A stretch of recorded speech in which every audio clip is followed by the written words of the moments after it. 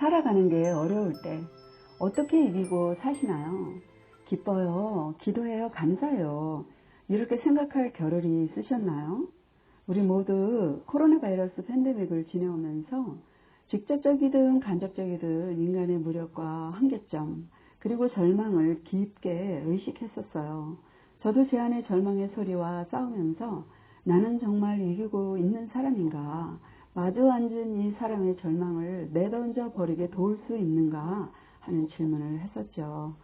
그러면서 항상 기도하고 쉬지 말고 기도하고 범사에 감사라는 말이 실천할 수 있는 말인지, 다만 희망사항인지, 혹은 최소한의 미덕의 말로 다뤄야 하는지 생각했었어요. 여러분은 실제적 경험이 되지 않는 말이라면 굳이 성경에 있어야 할 이유가 있을까?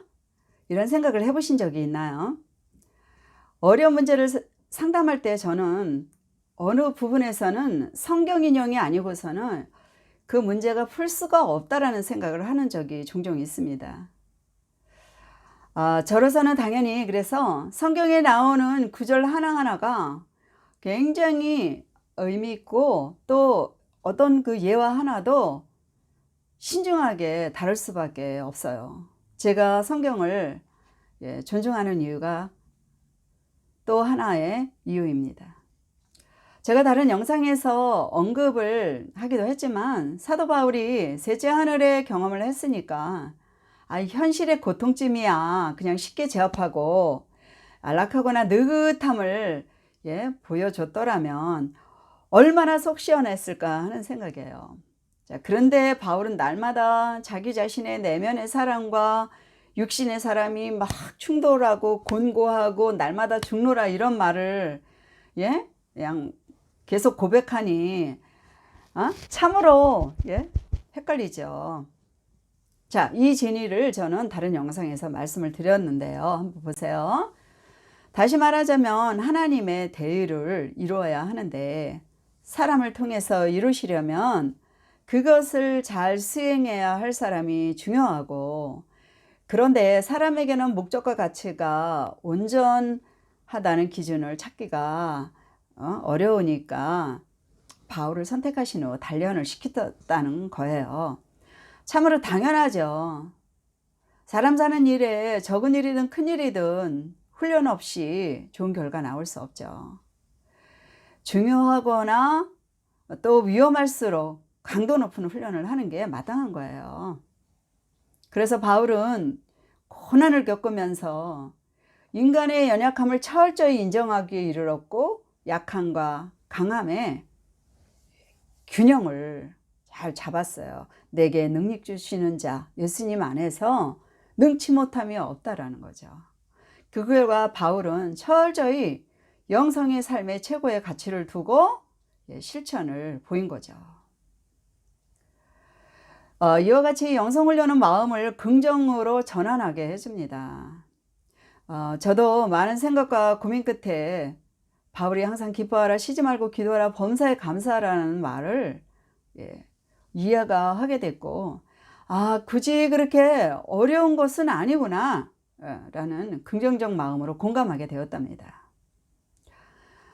제가 조금 더 언급을 하려는 부분이 성경을 보면서 영성훈련이 긍정의 마음으로 전환하는 것을 좀 더 도움을 드리고 이야기를 하려고 하는 것입니다. 여러분, 긍정심리학의 창시자 셀리그맨과 그의 그 학파가 사람의 마음 변화가 쉽지 않다는 것을 인정해요. 그래서 사람 마음이 건강한 균형 감각을 지니는 것에 대해서 많은 접근을 하고 있고요. 그리고 어떤 크리스천들은 이런 그 긍정적인 말을, 개념들을 참 인본적이라고 이렇게 오해하기도 하시지만, 사실은 호랑이에게 물려가도 정신만 차리면 산다. 또 어두움 속에서도 한 줄기 빛은 있다. 이런 말이 인정하기가 쉬우세요, 어려우세요? 자, 틀렸다 맞다 하지 말고 어느 쪽으로 마음을 갖느냐는 것에 대한 그 제시를 잘 해주고, 그러다 보면 삶이 달라진다. 마음을 어떻게 가질 것인가 하는 것이 긍정심리학에서 하는 연구예요. 사람 마음 정서에는 부정정서와 긍정정서 두 가지가 있는데, 긍정정서의 사람은 어떠냐면요. 에이, 그대로 되는 대로 살자. 나라는 인간은 뭐 이래도 안 되고 저래도 안 되니까 이 지옥 같은 세상. 그냥 한 번뿐이니까 되는 대로 살아. 이렇게 한다면요.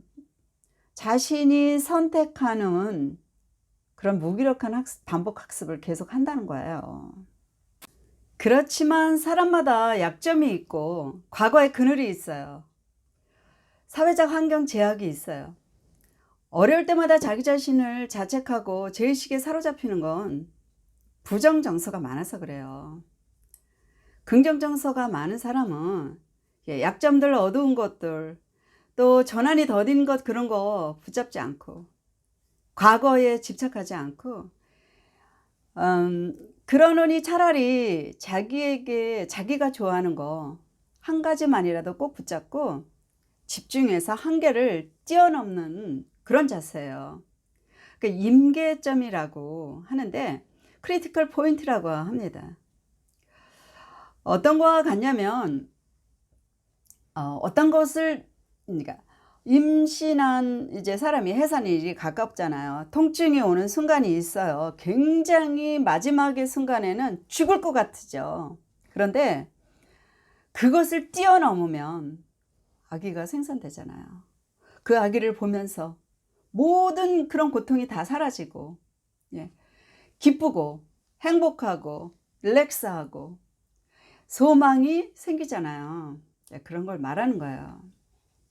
긍정의 사람은 그래서 이루었다, 뭐 다 됐다, 뭐 이런 거 안주하지 않고 현실 속에서 지속적으로 어떠한 어려움이 다가와도 그것을 대하는 자세가 긍정적이라는 그 말이에요.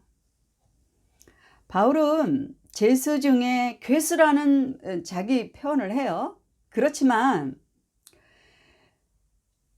또 어떤 말을 하냐면 그리스도의 은혜로 새로운 피조물이다 라고 자기 발견의 긍정을 지속적으로 하고 있어요.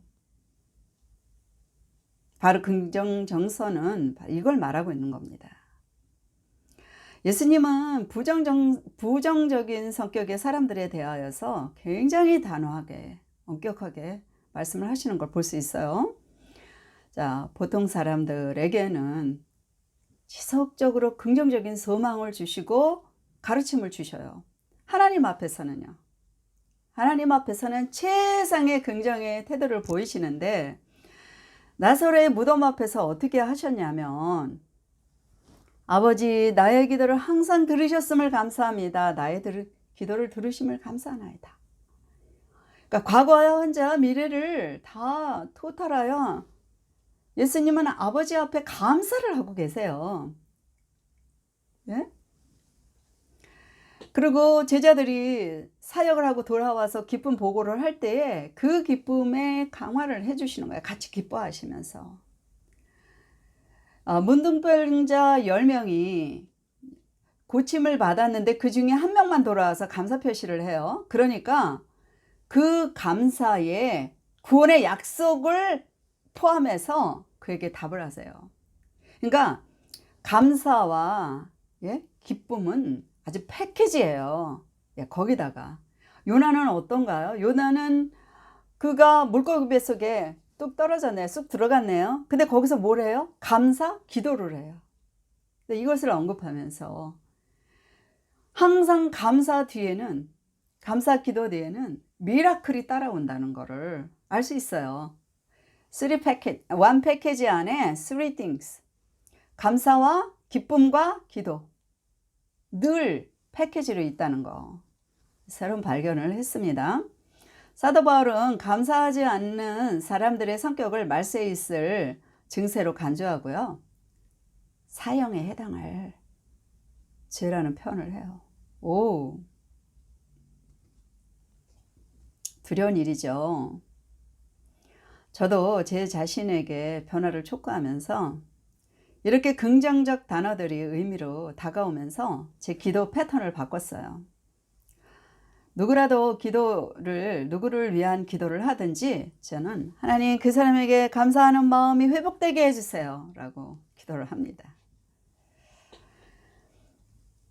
저는 성경에 그 감사 단어가 나온 부분들을 이렇게 읽어보면서 구절들과 배경 안에서 하나님이 하신 일에 대한 감사한 마음을 노래하고 기도하고 또 봉사와 예물을 드려서 표현하는 것을 보게 되었습니다.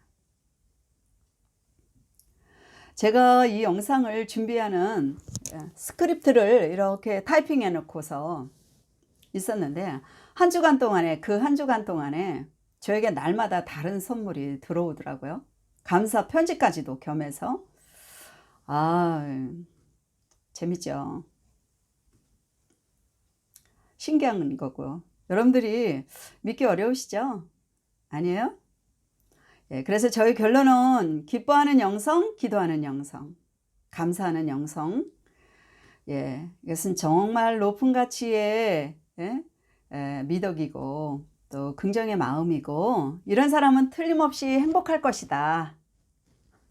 저의 결론입니다. 자, 여러분 어려울수록 감사하는 마음 한 가지씩을 플러스 늘려보세요. 미라클한 일이 반드시 올 것입니다.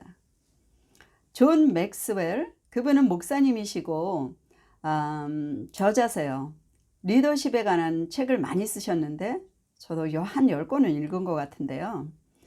그분이 쓴 책 중에 하나, 사람 사귀는 법에 서툰 이들을 위한 인간관계 맺는 기술이라는 그 책에는 인간관계 맺는 기술 중 하나는 상대에게 감사하기다 이렇게 강력하게 말씀하는 페이지가 있습니다. 한번 참조해 보세요. 제가 준비한 거는 오늘 여기까지고요. 시청해 주신 것을 진심으로 감사합니다. 다음 영상에서 뵙겠습니다.